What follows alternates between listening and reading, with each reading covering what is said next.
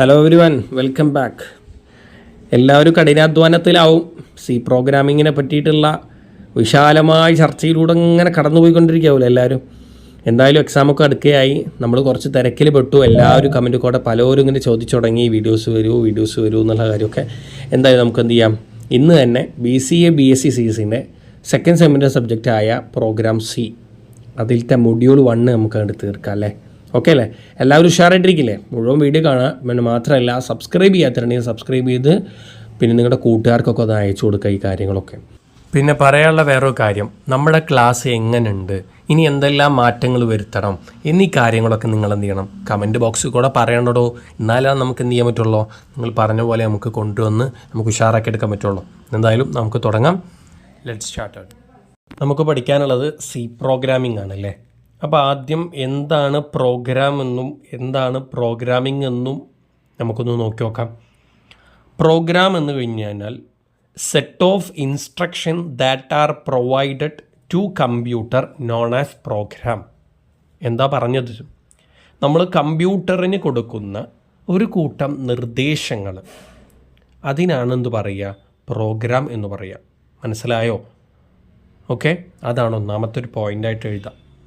പിന്നെ നമുക്ക് പറയാം development of program known as programming. അതാണെന്ത് പ്രോഗ്രാമിംഗ് എന്ന് പറഞ്ഞാൽ. ഡെവലപ്മെൻറ്റ് ഓഫ് പ്രോഗ്രാം ആണെന്ത് പ്രോഗ്രാമിംഗ് എന്ന് പറയുന്നത്. ഇതൊക്കെ C പ്രോഗ്രാമിങ്ങിനെ പറ്റിയുള്ള പോയിന്റുകളാണ് കേട്ടോ മക്കളെ. അപ്പോൾ നിങ്ങൾ ശ്രദ്ധിച്ച് എന്ത് ചെയ്യണം, നോട്ട് ചെയ്യണം. ഓക്കെ, ഇനി അടുത്തത് program is a problem solving activity. Program എന്ന് പറയുന്നത് ഒരു പ്രശ്നപരിഹാര പ്രവർത്തനമാണ്, ഒരു പ്രശ്നപരിഹാര ആക്ടിവിറ്റിയാണ് പ്രോഗ്രാം എന്ന് പറയുന്നത്. ഓക്കെ, ഇനി ഈ C പ്രോഗ്രാമിംഗ് എന്ന് പറയുന്നത് അത് ഇവോൾവ് ചെയ്തിരിക്കുന്നത് ഇവോൾവ്ഡ് ഫ്രം ALGOL BCPL ഇനിയുണ്ട് കേട്ടോ. ALGOL BCPL BC KNR AND C ISO C99 എന്ന് പറഞ്ഞിട്ടുണ്ട്. എന്നാലും മെയിനായിട്ട് നോക്കാം. C was evolved from ALGOL BCPL തുടങ്ങിയിൽ നിന്നാണ് ഈ C എന്ന് പറയുന്ന പ്രോഗ്രാം എന്ത് ചെയ്തിരിക്കുന്നത്, ഇവോൾവ് ചെയ്തിരിക്കുന്നത്. ഓക്കെ, ഇനി നമുക്ക് അടുത്ത പോയിന്റ് നോക്കാം. ഈ C പ്രോഗ്രാമിംഗ് എന്ന് പറയുന്നത് ഡെവലപ്പ് ചെയ്തതാരാണ്? ഡെന്നിസ് റിച്ച് എന്ന് പറയുന്ന വ്യക്തിത്വമാണ്. ഓക്കെ, ഇനി അതുപോലെ തന്നെ C എന്ന് പറയുന്നത് സ്ട്രക്ചേർഡ് പ്രോഗ്രാമാണ്. ഓക്കെ, പിന്നെ ഒരു ഹൈ ലെവൽ പെർഫോമൻസ് കാഴ്ചവെക്കുന്ന ഒരു പ്രോഗ്രാം തന്നെയാണ് C പ്രോഗ്രാമിങ്. ഓക്കെ, പിന്നെ അടുത്ത് നോക്കിയേ, മെഷീൻ ഇൻഡിപെൻഡൻറ്റ് ലാംഗ്വേജ് ആണ്. C എന്ന് പറയുന്നത് ഒരു മെഷീൻ ഇൻഡിപെൻഡൻറ്റ് ലാംഗ്വേജ് ആണ്. ഇനി powerful and widely used language ആണ്. ഓക്കെ, ഇത് വൈഡായിട്ട് ഒരുപാട് സ്ഥലങ്ങളിൽ ഉപയോഗിക്കുന്ന പവർഫുള്ളായിട്ടുള്ളൊരു ലാംഗ്വേജ് ആണ് ഈ C എന്ന് പറയുന്നത്. C is used in many scientific programming situations. ഒരുപാടധികം സയൻറ്റിഫിക് ആയിട്ടുള്ള ശാസ്ത്രീയപരമായിട്ടുള്ള പ്രോഗ്രാം സിറ്റുവേഷൻസിലൊക്കെ എന്ത് ചെയ്തിട്ടുണ്ട്, C എന്ന് പറയുന്ന അതുകൊണ്ട് യൂസ്ഫുൾ ആയിട്ടുണ്ട്. ഓക്കെ, പിന്നെ it is the basis for the core of the modern language like Java, C++ തുടങ്ങിയവ. അതായത് ഇപ്പോൾ നമ്മുടെ ഈ ആധുനിക കാലഘട്ടത്തിൽ ഒരുപാട് അധികം പ്രോഗ്രാമിങ്ങുകൾ ഉണ്ട്. അതായത് ലൈക്ക് ജാവ, C++ എന്ന് പറഞ്ഞിട്ടുള്ള ഒരുപാടധികം പ്രോഗ്രാമിങ്ങൾ നമുക്ക് കാണാനായിട്ട് സാധിക്കും. പക്ഷെ ഇതിൻ്റെ ഒക്കെ അടിത്തറ അല്ലെങ്കിൽ ഒരു അടിസ്ഥാന തറ എന്ന് പറയുന്ന ഏതാണ്? അത് നമ്മുടെ C പ്രോഗ്രാമിംഗ് ആണ് എന്ന് കൂടെ മനസ്സിലാക്കാം. ഓക്കെ, ഇതാണ് ഇപ്പോൾ മെയിനായിട്ട് C പ്രോഗ്രാം എന്ന് പറഞ്ഞ ആ ഒരു കോൺസെപ്റ്റ് നമുക്ക് വരുമ്പോൾ നമുക്ക് വേണ്ടതായ കാര്യങ്ങൾ. എന്താണ് C പ്രോഗ്രാം അല്ലെങ്കിൽ എന്താണ് പ്രോഗ്രാം ആദ്യം, പിന്നെ പ്രോഗ്രാമിങ്. അതൊരു രസമാണ് മക്കളെ. നമ്മൾ എഴുതി തുടങ്ങുമ്പോൾ നമുക്കറിയാലോ, നമ്മുടെ കാലിക്കറ്റ് യൂണിവേഴ്സിറ്റി ആണെങ്കിലും ഏതൊരു യൂണിവേഴ്സിറ്റി ആണെങ്കിലും നമുക്ക് അത്യാവശ്യത്തിന് എഴുതണം അല്ലേ. 2 മാർക്കാണെങ്കിലും 3 മാർക്കാണെങ്കിലും. +2 എഴുതിയ പോലെയല്ല നമുക്ക് ഡിഗ്രിയിൽ വരുമ്പോൾ എഴുതേണ്ടത്, 2 മാർക്കോ 3 മാർക്കൊക്കെ. അപ്പോൾ നമ്മൾ അത്യാവശ്യം എഴുതണം. അപ്പോൾ അത്യാവശ്യത്തിന് പോയിന്റ് നമ്മുടെ കയ്യിൽ വേണം. ഇപ്പം ഞാൻ നിങ്ങൾക്ക് വലിച്ചു വാരിയിട്ട് ഒരു വലിയ പാരഗ്രാഫ് തരുന്ന പോലെ ഒന്നല്ല തരുന്നത്. നിങ്ങൾക്ക് ഞാൻ പോയിൻ്റായിട്ട് നിങ്ങൾക്ക് ഞാൻ തരികയാണ്. അങ്ങനെ തരുന്ന ആ സമയത്ത് ഈ പോയിന്റുകളൊക്കെ നിങ്ങളുടെ മൈൻഡിൽ കൊണ്ടുവരണം. മാത്രമല്ല എക്സാം എഴുതുമ്പോൾ പാരഗ്രാഫായിട്ട് തന്നെ എഴുതണം. നല്ല രീതിയിൽ ഈ പോയിൻ്റൊക്കെ ഉൾപ്പെടുത്തി പിന്നെ നിങ്ങൾ ഒന്നും കൂടി നിങ്ങളെന്ത് ചെയ്യുക, വൈഡായിട്ടൊന്ന് എഴുതി കഴിഞ്ഞാൽ സംഭവം നമ്മുടെ കയ്യിലെത്തുന്നേ. ഇതൊന്നും അത്ര വിഷയമുള്ളതല്ലടോ, നിങ്ങളെ പേടിച്ചിരുന്നിട്ടൊന്നും കാര്യമില്ല. അപ്പോൾ നന്നായിട്ട് പഠിക്കുക. ഓക്കെ, അപ്പോൾ ഇതാണ് മെയിനായിട്ട് സി പ്രോഗ്രാമിംഗ്. ആദ്യം നമ്മൾ എഴുതുമ്പോൾ എന്താണ് പ്രോഗ്രാം, പിന്നെ പ്രോഗ്രാമിങ്, പിന്നെ സി പ്രോഗ്രാമിങ്ങിൻ്റെ പ്രത്യേകതകൾ, ആരാണ് കണ്ടുപിടിച്ചത്, എന്താണ് അതിൻ്റെ കാര്യങ്ങൾ എന്നൊക്കെ എഴുതി കഴിഞ്ഞാൽ എന്താണ് സി പ്രോഗ്രാം എന്ത് കഴിഞ്ഞു. അപ്പോൾ എന്തായാലും മനസ്സിലാക്കുക സി പ്രോഗ്രാം എന്ന് പറഞ്ഞാൽ എന്താണ്. നമ്മുടെ ക്ലാസ്സിൽ കയറി കഴിഞ്ഞാൽ മനസ്സിലാവാത്ത ഒരാളുണ്ടാവാൻ പാടുള്ളതല്ല. ഓക്കെ, ഇനി ആ പറഞ്ഞ പോലെ തന്നെയാണ് ഇത്. നിങ്ങൾക്ക് ഒരു ഫ്ലോ ചാർട്ടായിട്ട് ഇവിടെ കൊടുത്തിട്ടുണ്ട്. ഇനി അത് നോക്കി കഴിഞ്ഞാൽ നിങ്ങൾക്ക് എന്താവും, ഒരുപാട് പോയിൻ്റുകൾ കിട്ടും. ഇതൊക്കെ ഷോർട്ട് ആൻഡ് പോയിൻ്റുകളാണ്. നിങ്ങൾ ഇനി ഇത് വിളിച്ച് എഴുതി കഴിഞ്ഞാൽ ഓക്കെ.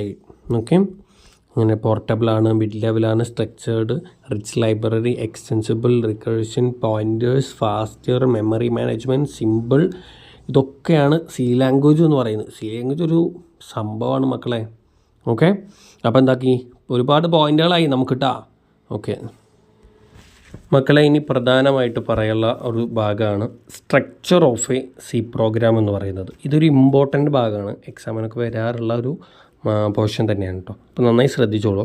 അപ്പോൾ ഈ സ്ട്രക്ചർ ഓഫ് സി പ്രോഗ്രാമിനെ പറ്റിയിട്ട് എക്സാം ചോദിക്കുമ്പോൾ ഒന്നെങ്കിൽ സി പ്രോഗ്രാം സ്ട്രക്ചർ എന്താണെന്നൊക്കെ ചോദിക്കാം. അപ്പോൾ നമ്മൾ എന്ത് ചെയ്യുക, ആദ്യം നമുക്ക് ഇതന്നെ ഒന്ന് വേണമെങ്കിൽ നിങ്ങൾക്ക് വരച്ചു വയ്ക്കാം. ഓക്കെ, ഇതന്നെ ഒന്ന് വരച്ചു വയ്ക്കാം, അപ്പോൾ തന്നെ മാർക്ക് വീഴും. പിന്നെ ഇതിനെ പറ്റിയുള്ള ഓരോന്നും documentation section, link section, definition section, global declaration section, main ഫംഗ്ഷൻ്റെ ഭാഗം, പിന്നെ സബ് പ്രോഗ്രാം സെക്ഷൻ്റെ ഭാഗം, അതിനൊക്കെ പറ്റിയിട്ട് കുറച്ച് പോയിൻറ്റുകളൊന്ന് എഴുതി വെച്ച് കഴിഞ്ഞാൽ അവിടെയും നമ്മൾക്ക് ജയിച്ചു. ഓക്കെ, അപ്പോൾ എന്താ ഞാൻ പറഞ്ഞുതരാം, പേടിക്കേണ്ട ആരും. ഓക്കെ, അപ്പോൾ ഡോക്യുമെൻറ്റേഷൻ സെക്ഷനാണ് നമ്മൾ ആദ്യം, അല്ലെങ്കിൽ ഞാൻ പറയാം basic structure of C program എന്ന് പറയുമ്പോൾ നമുക്കിതിനെ 6 സെക്ഷൻസുകളായിട്ടാണ് ഇതിനെ തിരിക്കുന്നത്. അല്ലെങ്കിൽ സി പ്രോഗ്രാമിൻ്റെ സ്ട്രക്ചറുകളെ നമുക്ക് 6 സെക്ഷനുകളായിട്ടാണ് മെയിനായിട്ട് തിരിക്കുന്നത്. ഏതൊക്കെയാണ്? Documentation section, linkage section, definition section, global declaration section, main function section, sub programme section എന്നിങ്ങനെ 6 തരത്തിലാണ് നമുക്കിതിനെ തിരിക്കുന്നത്.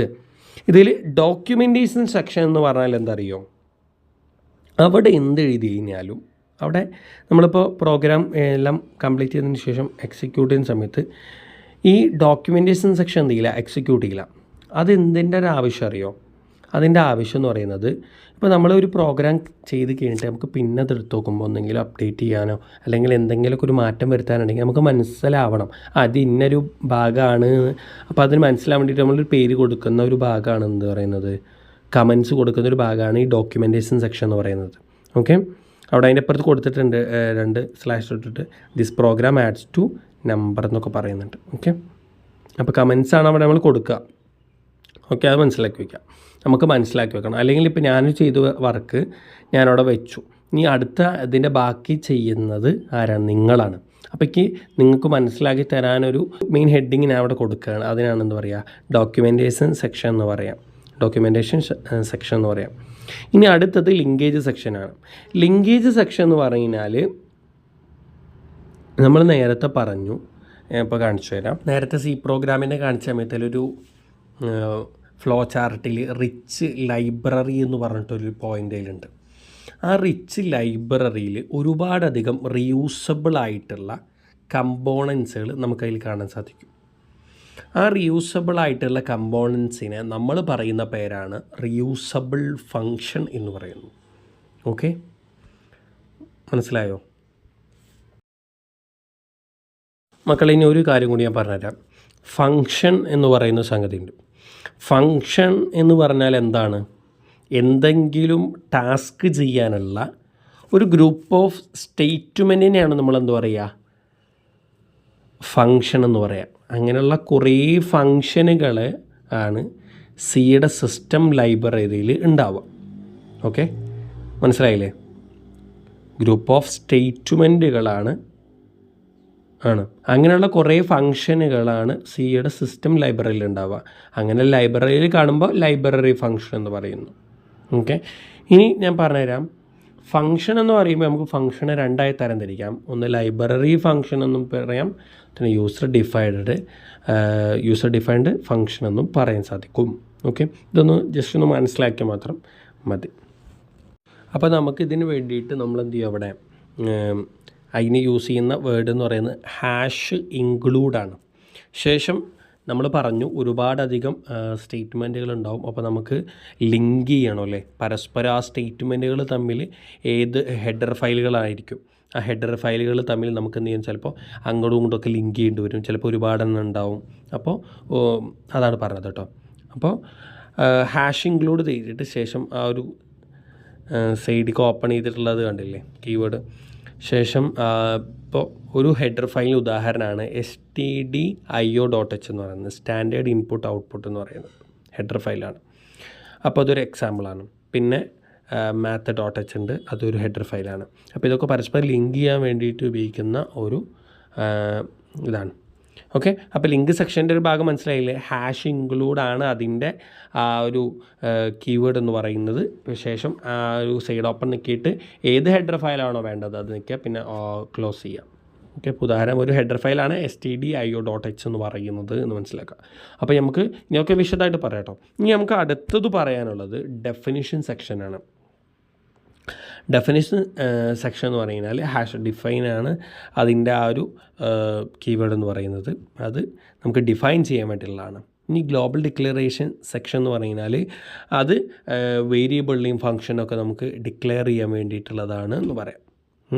ഇപ്പോൾ ഇൻഡെക്സ് എന്ന് പറഞ്ഞാൽ 100, അങ്ങനെ ഏതൊരു വേരിയബിൾ ആണെങ്കിലും അതിൻ്റെ ഫങ്ഷൻസിനൊക്കെ ഡിക്ലെയർ ചെയ്യാൻ വേണ്ടിയിട്ടുള്ളതാണ് ഗ്ലോബൽ ഡിക്ലറേഷൻ സെക്ഷൻ എന്ന് പറയുന്നത്. ഇനി മെയിൻ ഫങ്ഷൻ സെക്ഷൻ എന്ന് പറഞ്ഞാൽ അതാണ് മെയിൻ മക്കളെ.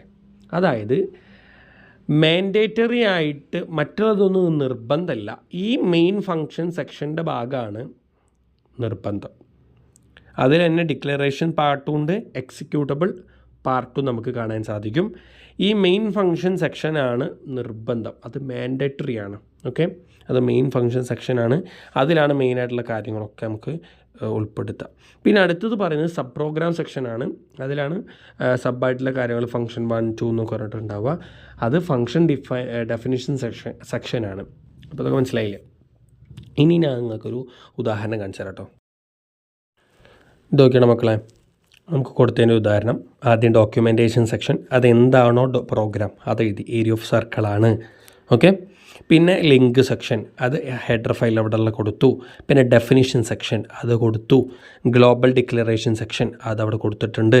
കാരണം വേരിയബിളിനെയും ഫങ്ഷനെ ഡിക്ലെയർ ചെയ്യലാണ് ഏത് ഗ്ലോബൽ ഡിക്ലറേഷൻ സെക്ഷൻ. പിന്നെ മെയിൻ ഫങ്ഷൻ അതവിടെ കൊടുത്തു, അതാണ് മെയിൻ. ഓക്കെ, പിന്നെ സബ് പ്രോഗ്രാം സെക്ഷൻ അവിടെ കൊടുത്തു. ഇതാണ് അതിൻ്റെ ആ ഒരു രീതി കേട്ടോ, ആ ഒരു സ്ട്രക്ചർ നിങ്ങൾ മനസ്സിലാക്കാം. ഇതാണ് ഇപ്പോൾ ഈ സി പ്രോഗ്രാമിൽ നമുക്കറിയാലോ, നമുക്ക് മക്കളെ മെയിനായിട്ട് മനസ്സിലാവും. നമ്മൾ ആ സീൻ്റെ ഇത് നോക്കുമ്പോൾ അതിൽ ഒരുപാട് പ്രോഗ്രാംസുകൾ ഇങ്ങനെ അടിക്കായിട്ട് ഇങ്ങനെ ഉണ്ടാവില്ലേ.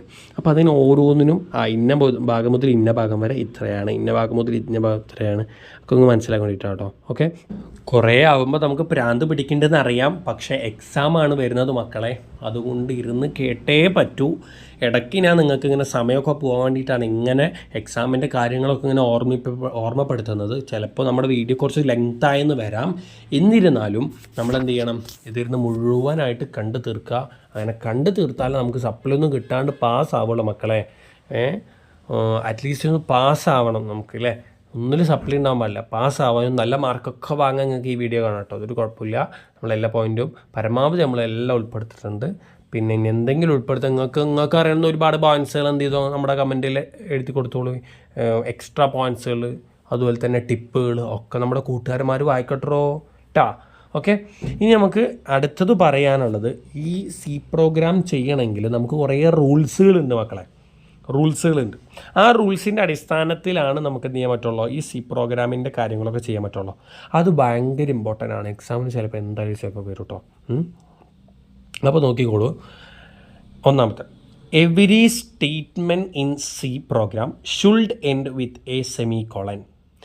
ഏതൊരു സ്റ്റേറ്റ്മെൻറ്റും സി പ്രോഗ്രാമിലെ സ്റ്റേറ്റ്മെൻറ്റിലും അതിൻ്റെ അവസാനം എന്തായിരിക്കണം, സെമികോളൻ വെച്ചിട്ടും അവസാനിപ്പിക്കണം. രണ്ടാമത്തെ point, in C program, everything written in lower case, however upper case letters used for symbolic names representing constants. എന്താ പറയുന്നത്, നമ്മൾ എപ്പോഴും എന്ത് ചെയ്യണം, നമ്മുടെ സി പ്രോഗ്രാമിൻ്റെ കാര്യങ്ങളെല്ലാം നമ്മൾ ലോവർ കേസ് അഥവാ ചെറിയ അക്ഷരത്തിലാണ് നമുക്ക് എഴുതാൻ പറ്റുള്ളൂ, ചെറിയ അക്ഷരത്തിലാണ് എഴുതാൻ പാടുള്ളൂ. പക്ഷേ അപ്പർ കേസ് ലെറ്റേഴ്സ് അഥവാ വലിയ അക്ഷരങ്ങളുണ്ടല്ലോ, അത് നമുക്ക് ഈ സി പ്രോഗ്രാം ഒരു സ്ട്രക്ചേർഡ് പ്രോഗ്രാമാണെന്ന് നമുക്കറിയാലോ. സി പ്രോഗ്രാമിൻ്റെ സ്ഥിരാംഗങ്ങളുണ്ടാവും. അതായത് ഇപ്പോൾ ഒരുപാട് കീവേഡ്സുകളുണ്ടാവും, ഒരുപാട് അതിൽ എപ്പോഴും ഒട്ടി നിൽക്കുന്നതായ കുറച്ച് കാര്യങ്ങളുണ്ടാവുമല്ലോ, പോയിൻറ്റ്സ്. അതിന് ചിലപ്പോൾ എന്താവും വലിയ അക്ഷരങ്ങൾ അതിൻ്റെ പ്രതീകാത്മകമായിട്ട്, അല്ലെങ്കിൽ അതിന് എപ്പോഴും വലിയ അക്ഷരങ്ങളാണെങ്കിൽ അതിന് വലിയ അക്ഷരങ്ങൾ കൊടുക്കാറുണ്ട് എന്നാണ് പറഞ്ഞത്. മനസ്സിലായില്ലേ? സംഗതി മനസ്സിലായില്ലേ? അതന്നെ. ഇനി മൂന്നാമത്തെ point, hash include is A pre processor directive. Hash include എന്ന് പറയുന്നത് ഒരു പ്രീ പ്രോസസ്സർ ഡയറക്റ്റീവാണ്. ഇനി നാലാമത്തത്, stdio.h is A header file. നമ്മളത് പറഞ്ഞിട്ടുണ്ട്. Okay, for standard input output function. അതാണ് അതിൻ്റെ അതെന്താണ് അതിൻ്റെ ഫുൾ നെയിമാണ് കേട്ടോ. It active keyboard and monitor. അതും മനസ്സിലാക്കി വയ്ക്കാം. ഇനി അടുത്ത point, single line comment is represent using 2/. Okay, multiple line comment is represented using hash, പിന്നെ ഇൻറ്റു മാർക്ക്, പിന്നെ നമ്മുടെ വേണ്ടതായ കമൻറ്റ്, പിന്നെയും ഇൻറ്റു മാർക്ക്, ഒരു slash. Comment lines are not executable statements and therefore anything between hash അതന്നെ is ignored by the compiler. വായിക്കാനുള്ള മടി കൊണ്ടാണ് മക്കളെ. ഓക്കെ, നമുക്കൊക്കെ മടിയാണെന്ന് അല്ലേ? നിങ്ങൾക്ക് പഠിക്കാൻ മടി, എനിക്ക് ക്ലാസ് എടുക്കാൻ മടി, പഠിക്കാൻ മടി, നമുക്ക് വായിക്കാൻ മടി, ആക്കാൻ മൊത്തം മടിയല്ലേ? പക്ഷെ പഠിച്ചല്ലേ പറ്റൂ അല്ലേ? എക്സാമല്ലേ വരുന്നേ, അപ്പോൾ നമുക്ക് നല്ല രീതിയിൽ മാർക്കൊക്കെ വാങ്ങണ്ടേ? സപ്ലൈ അടിച്ച് വെറുതെ വീട്ടിൽ കുത്തിരുന്നാൽ മതിയോ? പറ്റൂലെന്ന്. അപ്പോൾ നമുക്ക് അധ്വാനിക്കാനേ പറ്റുള്ളൂ അല്ലേ? അതൊക്കെ നമ്മൾ നേരത്തെ പറഞ്ഞിട്ടുണ്ട് കേട്ടോ. നമ്മൾ ഡോക്യുമെൻറ്റേഷൻ സെക്ഷൻ്റെ ഭാഗത്ത് നമ്മൾ പറഞ്ഞു അത് എക്സിക്യൂട്ട് ചെയ്യില്ല എന്നത്. ആ കാരണം ഈ പറഞ്ഞത് അവിടെ കമൻസാണ് കൊടുക്കുക എന്നുള്ളത് പറഞ്ഞില്ലേ. അപ്പോൾ comment lines are not executable statements എന്നുള്ള കാര്യങ്ങളൊക്കെയാണ് പറഞ്ഞത്. അപ്പോൾ ഇതിലൊരു 7 റൂൾസുകളാണ് ഞാൻ പറഞ്ഞത്. ഈ 7 റൂൾസുകളും മസ്റ്റായിട്ട് പഠിച്ചോളി. അതെന്തായാലും നമുക്ക് എക്സാമിൽ ഉണ്ടാവും, മസ്റ്റായിട്ട് ഉണ്ടാവും. എക്സാമിൽ ഉണ്ടാവട്ടെ, നമ്മൾ പറഞ്ഞ കാര്യങ്ങളൊക്കെ ഉണ്ടാവട്ടെ എക്സാം. അപ്പം നിങ്ങൾക്ക് സുഖമായില്ലേ അല്ലേ? നമുക്കൊക്കെ സുഖമായി. അപ്പം അങ്ങനെയാണ് കേട്ടോ. ഇനി നമുക്ക് പറയാനുള്ളത് ടോക്കൻസ് എന്ന് പറയുന്ന ഒരു ഭാഗമാണ്. ആദ്യം നമുക്ക് ടോക്കൻസ് എന്താണെന്ന് പറയാം. അതിനു മുമ്പ് ടോക്കൻസിന് നമുക്ക് ഒരു 6 ഭാഗങ്ങളായിട്ട് തിരിക്കാം. 6 ടൈപ്പുകളാണ് ടോക്കൻസ് ഉള്ളത്. ഏതൊക്കെയാണ്? Keyword, identifiers, Constanze, strings, special symbols, operators. ഇങ്ങനെ 6 എണ്ണമാണ്, 6 ടൈപ്പുകളാണ് ടോക്കൻസ് ഉള്ളത്. ഓക്കെ, ഇനി നമുക്ക് എന്താണ് ടോക്കൻസ്, എന്താണ് കീവേഡ്, എന്താണ് identifiers, constant, strings, special symbols, operators ഒക്കെ എന്താണെന്ന് നോക്കാം. അതിൻ്റെ ഉള്ളിലേക്ക് നമുക്കൊന്ന് ആഴത്തിലേക്ക് ഇറങ്ങിച്ചെല്ലാം.